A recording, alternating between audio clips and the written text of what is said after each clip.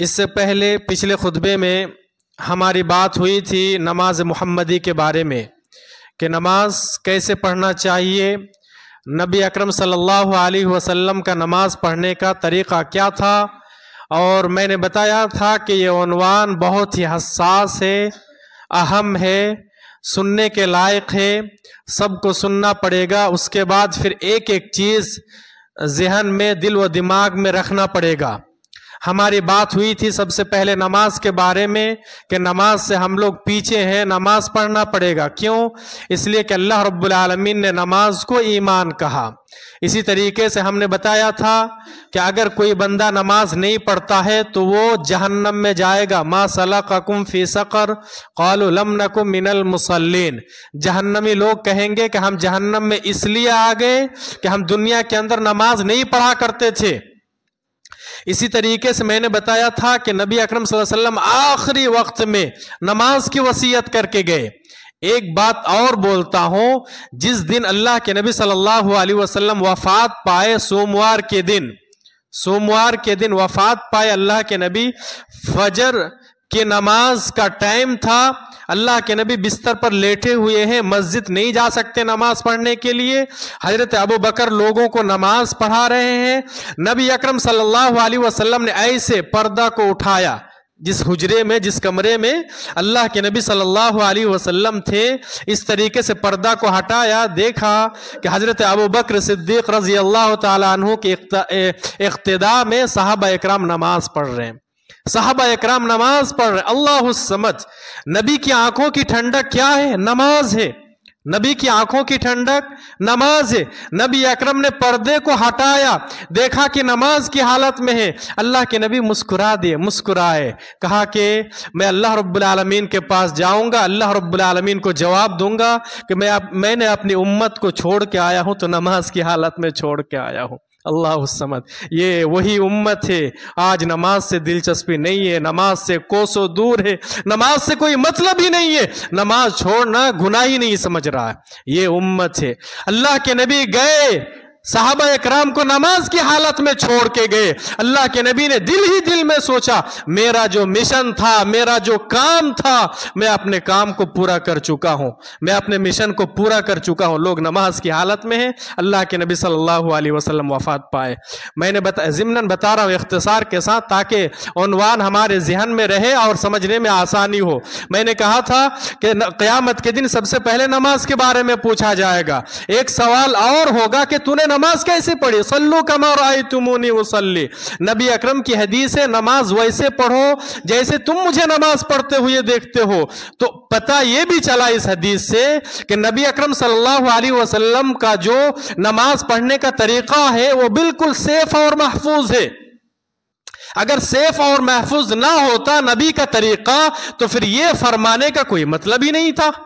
ٹھیک ہے؟ دوسرا سوال یہ ہوگا قیامت کے دن کہ آپ نے نماز پڑھی تو کیسے پڑھی؟ کیا آپ نے امام کے طریقے پر پڑھی، منمانی طریقے سے نماز پڑھی، یا نبی اکرم صلی اللہ علیہ وسلم کے طریقے پر نماز پڑھی؟ یہ سوال ہونا ہے۔ اس لیے کہ میں نے یہ بھی بتایا تھا کہ حضرت حذیفہ رضی اللہ تعالیٰ عنہ کی حدیث، ایک شخص نماز پڑھتا ہے، حضرت حذیفہ نے دیکھا نماز پڑھتے ہوئے، کہا ما صلیتا، تیری نماز نہیں ہوئی، تو نے نماز پڑھی ہی نہیں۔ ٹھیک ہے؟ پھر کہا کہ اگر اس حالت میں تمہاری موت آ جائے تو پھر فطرت کے اوپر موت نہیں ہوگی۔ نبی اکرم کے سامنے ایک آدمی نماز پڑھا، اللہ کے نبی نے کہا کہ جاؤ دوبارہ نماز پڑھ کے آؤ۔ پھر نماز پڑھی اس صحابی رسول نے، پھر آئے اللہ کے نبی کے پاس، پھر نبی اکرم نے بھیج دیا، جاؤ اور ایک مرتبہ نماز پڑھو، تمہاری نماز نہیں ہوئی۔ ارجع فصلی فإنک لم تصلی۔ 3-4 مرتبہ ایسا ہوا، پھر نبی اکرم صلی اللہ علیہ وسلم نے انہیں نماز کا طریقہ سکھایا۔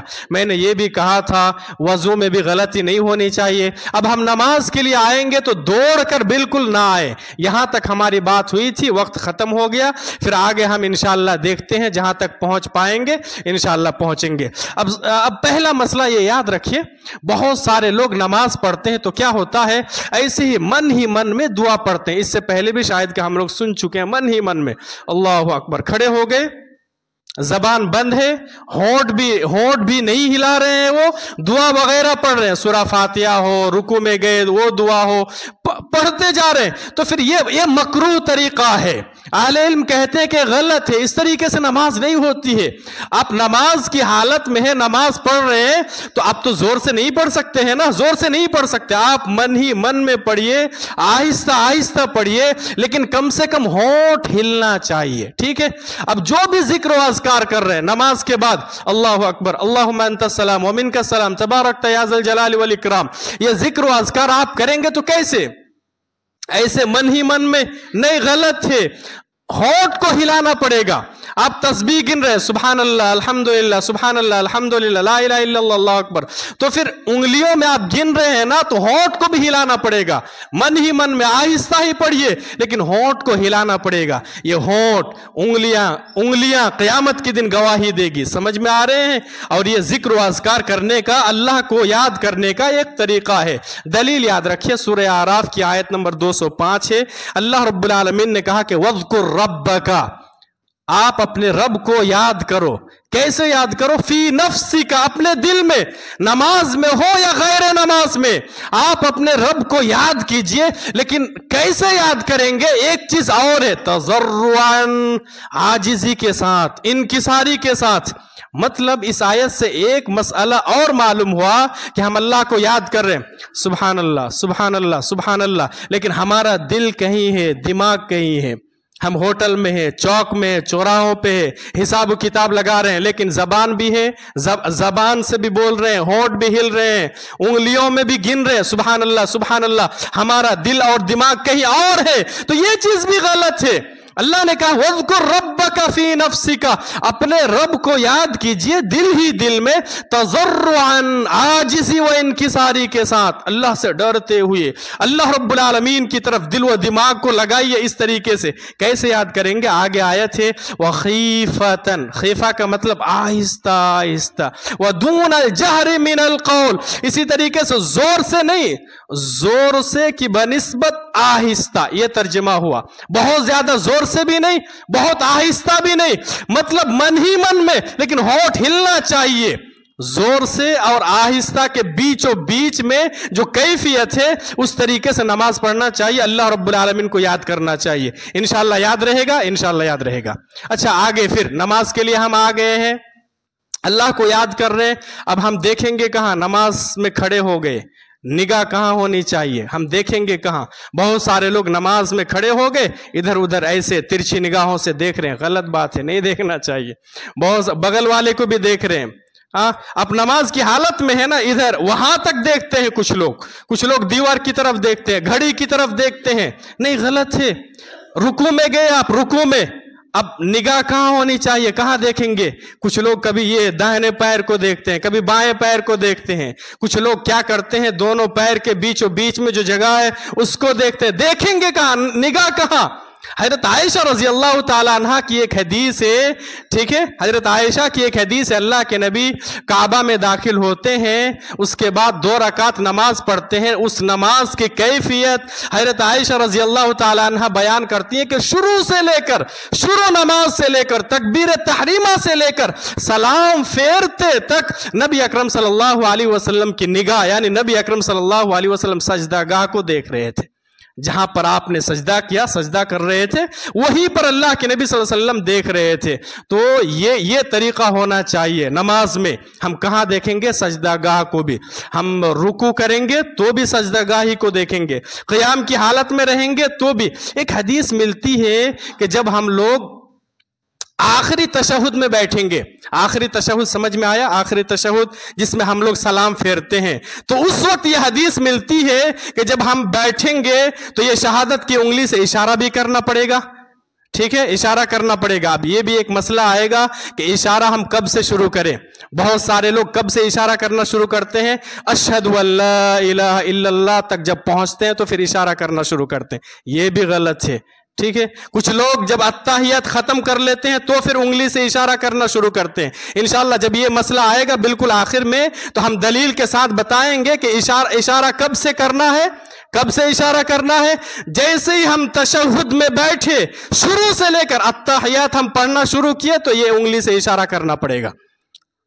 کچھ لوگ غلو کر دیتے ہیں تو پھر یار لوگ ہمارے اوپر آواز اٹھاتے ہیں، اب ایسے آپ کریں گے تو پھر یہ غلط ہو جائے گا نا بھائی۔ اب بہت زور زور سے آپ ایسا ایسا کریں گے، ایسا لگے گا کہ مرغی کا دوڑا پڑ گیا ہے اس کو، تو پھر یہ غلط ہو جائے گا۔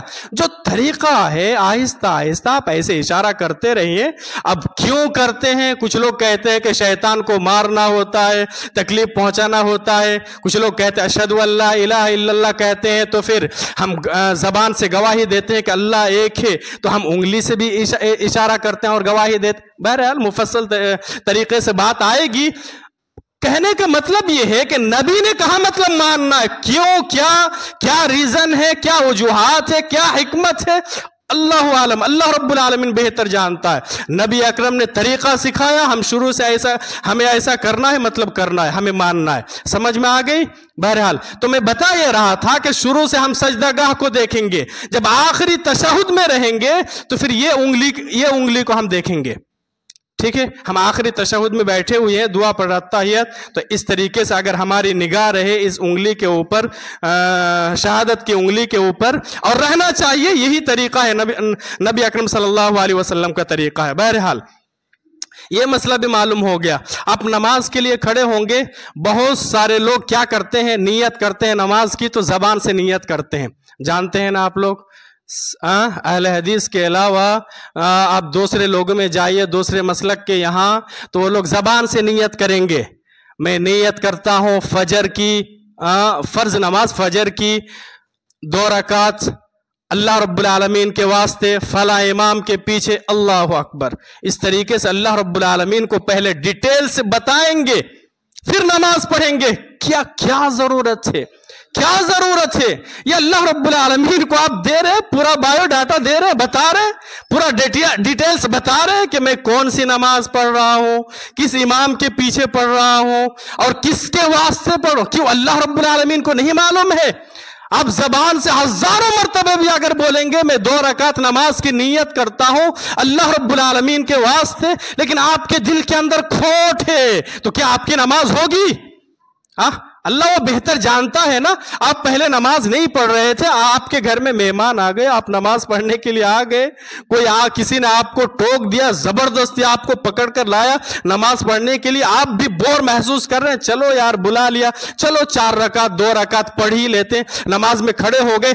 1 مرتبہ کیا 100 مرتبہ بھی اگر نیت کریں گے اور بولیں گے میں نیت کرتا ہوں فرض نماز کی اور اللہ رب العالمین کے واسطے، تو کیا اللہ رب العالمین قبول کر لے گا؟ کبھی قبول نہیں کرے گا۔ دل کے حالات کو جاننے والا کون ہے؟ اللہ رب العالمین ہے۔ آپ نیت کر رہے ہیں، نیت کس کو بولتے ہیں؟ دل کے ارادے کا نام ہے۔ آپ کے دل کے اندر بات آ گئی، مجھے نماز پڑھنی ہے، ابھی میں نماز پڑھنے کے لیے آیا ہوں، دیکھ رہا ہوں کہ 5 منٹ باقی ہے، چلو سنت پڑھ لیتے ہیں۔ پھر کیوں پہلے دل میں بات نہیں آئی؟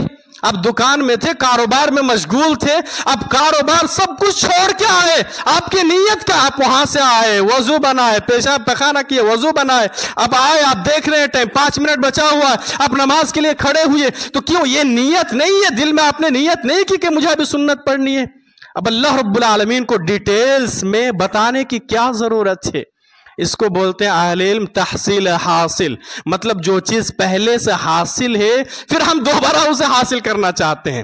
یہ تو وہی بات ہو گئی، آپ کسی کے کمرے میں داخل ہو گئے، اس کے بعد پوچھ رہے کیا میں اندر آ سکتا ہوں؟ کیا چیز؟ یہی بات ہو گئی نا۔ اب جو چیز پہلے سے حاصل ہو گئی، آپ دوبارہ اس چیز کو حاصل کرنا چاہتے ہیں، تو پھر یہ غلط ہے، اور اس کو اہل علم نے کہا کہ یہی بدعت ہے۔ انما الاعمال بالنیات، اعمال کا دار و مدار کیا ہے؟ نیتوں پر ہے، تو زبان سے ہی نیت کرنا پڑے گا، ایسے نیت نہیں، دل سے نیت کرنا پڑے گا، زبان سے نیت کرنے کی ضرورت نہیں ہے۔ بہرحال اب نیت ہو گئی دل سے، آپ نماز کے لیے کھڑے ہوئے، تو نماز میں قبلہ رخ ہونا ضروری ہے، ٹھیک ہے؟ سمجھ میں آئے؟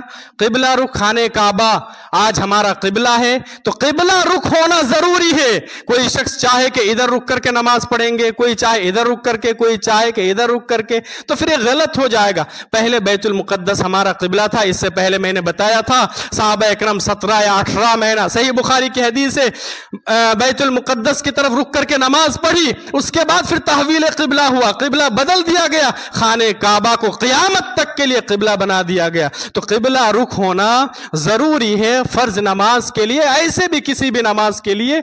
ہاں ایک مسئلہ یہ ہے کہ اگر کوئی شخص سفر کی حالت میں ہے، सफर की हालत में है, सवारी के ऊपर है, बस से सफर कर रहा है, ट्रेन से सफर कर रहा है, अब नमाज का टाइम हो गया, ठीक है, तो उस वक्त वो क्या करे, वो नमाज शुरू कर देंगे, पहले पता करेंगे कि हमारा किबला किधर है, तो किबले की तरफ रुक करके नमाज पढ़ना शुरू कर देगा।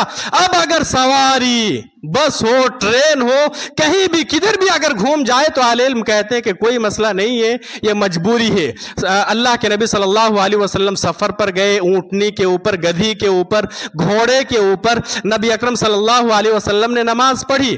तो नबी अकरम का तरीका क्या था, पहले जानवर को, सवारी को पकड़ते थे, किबला जानिब रुख हो जाते थे अल्लाह के नबी सल्लल्लाहु अलैहि वसल्लम, फिर नमाज शुरू करते, फिर सवारी अगर कहीं इधर उधर घूम भी जाती तो कोई फर्क नहीं पड़ता, तो मजबूरी की हालत में है, हम नमाज पढ़ेंगे तो किबला का रुख होना जरूरी है। चलिए ठीक है, अच्छी बात है, अब जमात के साथ हम लोग नमाज पढ़ेंगे। हाँ, वो और भी बहुत सारे मसले आएंगे बीच में, अगर अकेले नमाज पढ़ेंगे तो इकामत कहेंगे कि नहीं, इंशाल्लाह हम बाद में डिस्कस करते हैं। जमात में आप नमाज पढ़ रहे हैं, अब सफ बंदी करना, सफों को मिलाना मेरे भाई ये जरूरी है, ये आपको करना पड़ेगा, सफ मिलाना पड़ेगा। सही बुखारी, सही मुस्लिम, और मैं आपको बताऊं तकरीबन अहादीस की तमाम किताबों के अंदर ये सारी अहादीस मौजूद है कि नबी अकरम सल्लल्लाहु अलैहि वसल्लम नमाज शुरू करने से पहले इधर उधर देखते थे। इकामत जब कही जाती थी, इकामत कह दी जाती थी, नबी अकरम सल्लल्लाहु अलैहि वसल्लम जल्दी नमाज शुरू नहीं करते थे। क्या करते थे, सहाबा इकराम को देखते थे इधर उधर, पहले अच्छी तरीके से सफों को दुरुस्त करते थे और बार बार ये जुमला दोहराते थे, अकीमु सुफूफकुम, अकीमु सुफूफकुम, अपने सफों को दुरुस्त कर लो, अपने सफों को दुरुस्त कर लो। उसके बाद साहबा इकराम बयान करते हैं, ये बुखारी के अंदर अल्फाज मौजूद है, वकान अहदुना युल्ज़िक़ु मनकिबहु बिमनकिबि साहिबिही व क़दमहु बिक़दमि। उसके बाद हम साहबा इकराम क्या करते थे, अपने साथी से कदम भी, अपने साथी का कदम से कदम भी मिला लेते थे, कदम, इसी तरीके से कंधा से कंधा भी हम लोग मिला लेते थे। ये साहबी रसूल बयान करते हैं, जैसे अल्लाह के नबी का हुक्म होता, अकीमु सुफूफकुम, अपने सफ़ों को दुरुस्त करो, तो हम लोग कंधा से कंधा, इसी तरीके से कदम मिला लेते थे। एक गलती हम लोग और करते हैं, वो क्या है, ये जो पैर की छोटी उंगली है ना, ये छोटी उंगली मिलाने का सिस्टम जो कहां से आ गया समझ में ही नहीं आ रही है। हदीस की किताब आप पढ़िए तो कहीं भी आपको यह तज़किरा, यह जिक्र नहीं मिलेगा कि नमाज में जब हम सफ को मिलाएंगे, सफ को दुरुस्त करेंगे तो पैर की छोटी उंगली मिलाएंगे, ऐसा कहीं भी आपको नहीं मिलेगा। पैर की ये छोटी उंगली मिलाने का जिक्र कहीं है या नहीं है, और हम लोग मिलाते हैं तो यही उंगली मिलाते हैं, चलो उंगली से उंगली मिलाओ, ये गलत है भाई, गलत है। कदम से कदम मिलाना है, टकना, ये जो है ना वो मिलाना है, वो मिलाना, ये छोटी वाली उंगली नहीं मिलाना है। याद रहेगा इंशाअल्लाह।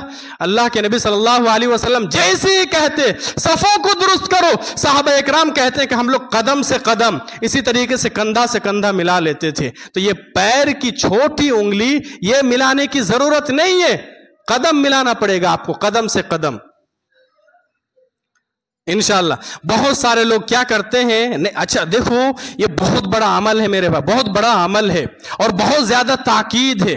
अल्लाह के नबी सल्लल्लाहु अलैहि वसल्लम की हदीस यहां तक मिलती है कि अगर हम बीच में जगह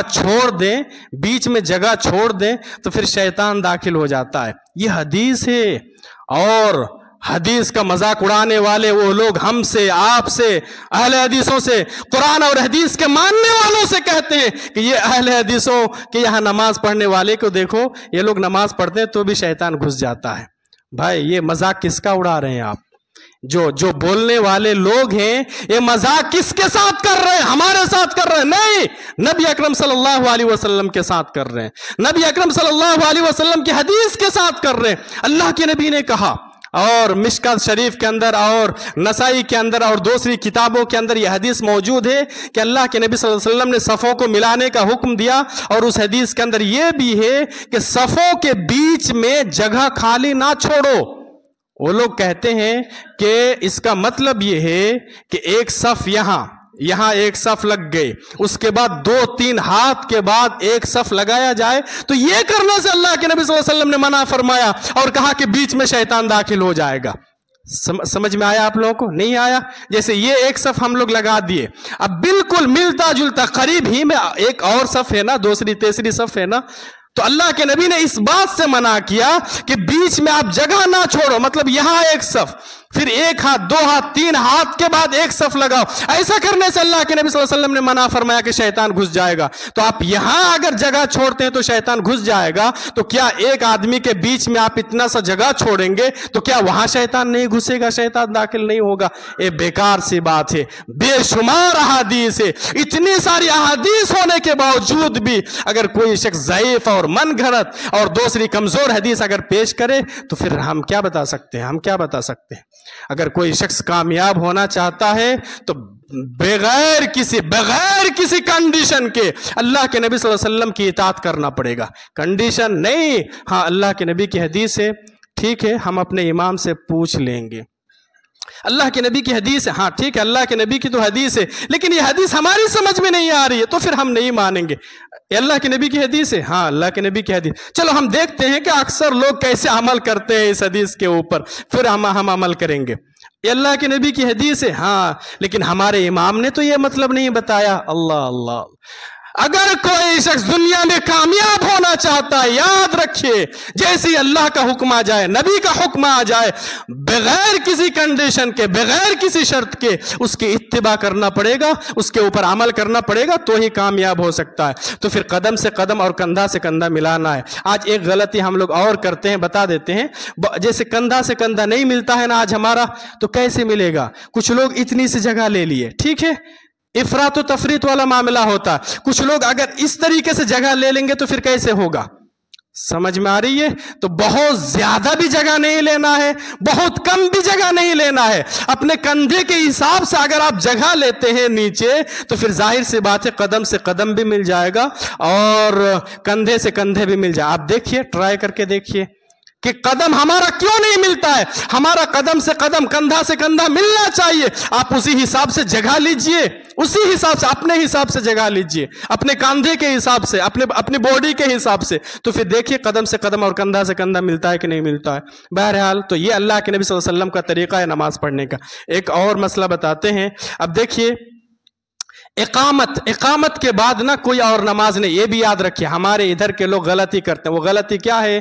ایک آدمی آیا، 2 منٹ ٹائم بچا ہوا ہے، سنت پڑھنا شروع کر دیا، اب جماعت شروع ہو گئی، اب ٹائم پہ تو جماعت ہوگی نا، اقامت کہہ دی گئی، وہ آدمی رکوع کی حالت میں، سجدے کی حالت میں نہیں، جب تک ہم نماز مکمل نہیں کریں گے تو پھر ہم نماز ختم نہیں کریں گے، جب ہماری نماز مکمل ہو جائے گی تو پھر جماعت کے ساتھ نماز پڑھ لیں گے۔ ایسا کرتے ہیں نا بہت ساری مسجدوں میں، اور دوسرے مسلک کے یہاں ان کی مسجد میں آپ جائیے تو اگر جماعت بھی چل رہی ہے، وہ نماز پڑھنے کے لیے آیا فجر میں تو پہلے 2 رکعت سنت پڑھے گا، اس کے بعد پھر جماعت میں شامل ہوگا۔ غلط ہے، یاد رکھیے اللہ کے نبی صلی اللہ علیہ وسلم کی حدیث ہے، اگر پیارے نبی کا جملہ یاد رکھ سکتے ہیں تو پھر یاد رکھیے، اذا اقیمت الصلاۃ فلا صلاۃ لہ، جب اقامت کہہ دی جائے اس وقت کوئی بھی نماز نہیں ہے۔ یہاں فرض نماز ہے نا بھائی، فرض نماز کے لیے اقامت کہہ دی گئی۔ آپ جو نماز پڑھ رہے ہیں وہ کون سی نماز ہے؟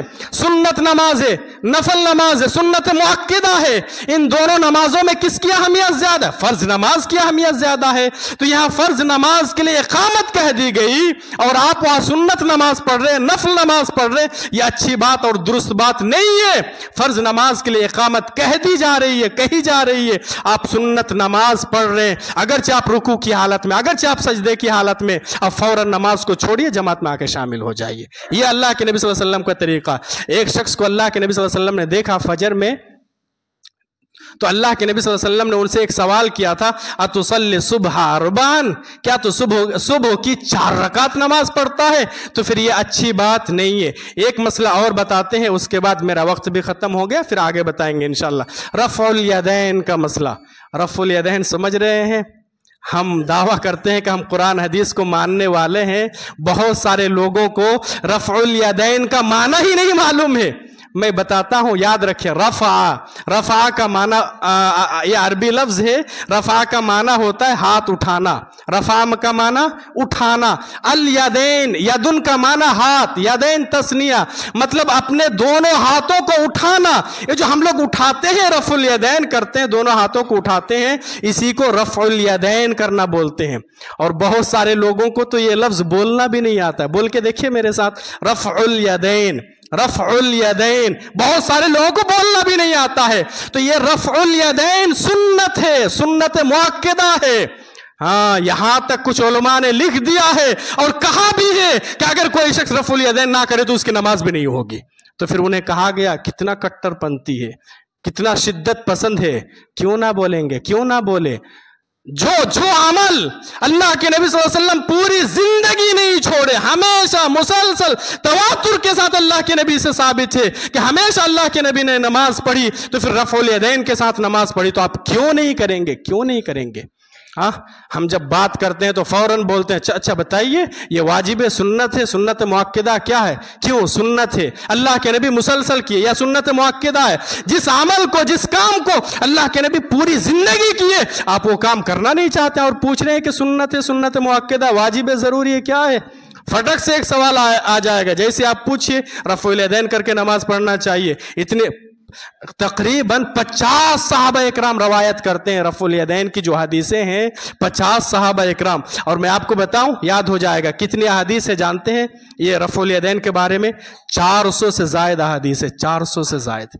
इतनी सारी अहादीस है, तो भी फिर ये मसला आएगा कि क्या सुन्नत है, वाजिब है, जरूरी है, अगर हम नहीं करेंगे तो नमाज नहीं होगी। क्यों हो जाएगी आपकी नमाज? क्यों नहीं करेंगे आप? जब इतने सारे सहाबा इकराम नमाज पढ़ रहे हैं रफ़उल यदैन के साथ, अल्लाह के नबी पूरी जिंदगी पढ़ रहे हैं और इतनी अहादीस 400 से जायद, तो फिर आप क्यों नहीं करेंगे? क्यों नहीं करना चाहते हैं? अब बात फिर लंबी हो जाएगी। रफ़उल यदैन करे तो फिर कैसे करे? आज देखिए कुछ लोग रफ़उल यदैन अभी करेंगे, सुन्नत पढ़े, अभी नमाज पढ़ेंगे, अल्लाहु अकबर। गलत है भाई, कहां से मिला आपको ये तरीका? गलत है। अल्लाहु अकबर, गलत है। समी अल्लाहु लिमन हमिद, गलत है। ये रफ़उल यदैन करने का तरीका ही नहीं है। और कुछ लोग क्या करते हैं, रफ़उल यदैन करेंगे, दूसरी मस्जिदों में आप जाइए, यहां से इतना हाथ उठाएंगे, कान को पकड़ेंगे, अल्लाहु अकबर। ये भी गलत है, ये भी गलत है। अल्लाह के नबी का वो जो जुमला है, मैं वो जुमला बता देता हूं, उसके बाद अपनी बात खत्म कर देंगे। जहां रफ़उल यदैन की हदीस है वहां पर ये लफ्ज मिलेगा, हत्ता युहाज़िया बिहिमा उज़ुनैहि। अल्लाह के नबी अपने दोनों हाथों को ये कान की लौ तक उठाते थे, इसको लौ बोलते हैं, दोनों कान की लौ तक सुकून और इत्मीनान के साथ ऐसा नहीं, ऐसा नहीं जल्दीबाजी में, सुकून और इत्मीनान के साथ उठाते थे। अल्लाह, सुकून और इत्मीनान के साथ उठाते थे। ये पहला तरीका मालूम हो गया, कान के, दोनों कान के लौ तक उठाना है। एक हदीस के अंदर और लफ्ज मिलेगा, यरफ़उ यदैहि हज़्वा मनकबैहि। अल्लाह के नबी अपने दोनों हाथों को उठाते थे कंधा के बिलमुकाबिल। बिल्कुल, दोनों सही हदीस है, दोनों सही, बुखारी सही मुस्लिम के अंदर हदीस मौजूद है। 400 से जायद अभी मैंने बताया अहादीस है। तो एक हदीस के अंदर क्या है, कान की लौ तक, और दूसरी हदीस के अंदर कंधों के बिलमुकाबिल, कंधों तक। दोनों हदीसों में तारुज हो गया ना, तारुज समझ रहे हैं आप लोग? नहीं, टकराव। एक हदीस के अंदर है कान तक, एक हदीस में है यहां कंधे तक, तो फिर कहां तक उठाना है? अब देखिए उलमा इकराम तस्बीक ये बयान करते हैं कि आप ऐसे हाथ को उठाइए, तो ये जो शहादत की उंगली है ये कान के लौ तक जाना चाहिए, और ये जो उंगली है, ये अंगूठा जिसको बोलते हैं, ये कंधे तक आ जाएगा। देखिए, तो फिर दोनों हदीसों के ऊपर अमल हो गया, ऐसे ऐसे ऐसे। अल्लाहु अकबर, बिल्कुल सुकून और इत्मीनान के साथ, कान के लौ तक भी पहुंच गया, इसी तरीके से कंधे के बिल मुकाबिल भी हो गया। ये रफ़उल यदैन करने का तरीका है, समझ में आया? तो ऐसे करना है, जल्दीबाजी में नहीं करना। कर रहे हैं तो फिर आप गलत कर रहे हैं, जो गलत है, नहीं करना है। उंगलियों की कैफियत कैसी रहेगी जानते हैं? ये ऐसे रखते हैं कुछ लोग, लेकिन ये भी गलत है। इब्न माजा की हदीस है, इब्न माजा की, इंशाअल्लाह हम आगे जुमा में बताएंगे तफसील के साथ, और भी जो भी मसाइल है। अभी तो हम लोग नमाज शुरू की, अभी पूरी नमाज बाकी है, इंशाअल्लाह हम बताएंगे। तो ऐसे उंगलियां ऐसी नहीं रहनी चाहिए, खुली हुई होनी चाहिए। अल्लाहु अकबर, खुली हुई होनी चाहिए। इब्न माजा की हदीस। बहरहाल हम अपनी बात यहीं से ख़त्म करते हैं। रब्बुल आलमीन से दुआ करते हैं, रब्बुल आलमीन तू हमें कहने सुनने से ज़्यादा अमल सालिह की तौफीक अता फरमा। रब्बुल आलमीन तो हम तमाम मुसलमानों को पक्का सच्चा नमाजी बना दे। रब्बुल आलमीन जो लोग नमाज नहीं पढ़ते हैं, रब करीम तो अपने फजल करम से उन लोगों के दिल व दिमाग में नमाज की मोहब्बत डाल दे। रब्बुल आलमीन माशरे के अंदर, समाज के अंदर जितने लोग बीमार हैं सबको शिफाया आजिला कामिला अता फरमा। रब्बुल आलमीन जो परेशान हैं उनकी परेशानियों को दूर फरमा। रब्बुल आलमीन हमारे ईमान को, हमारी तौहीद को, हमारे अक़ीदे को तो मजबूत फरमा दे। रब्बुल आलमीन हम जब तक दुनिया में ज़िंदा रहे ईमान पर ज़िंदा रहें, और जब हमारा ख़ात्मा हो तो तौहीद पर हो, ईमान पर हो। व आखिर दावाना अनिल हम्दुलिल्लाहि रब्बिल आलमीन।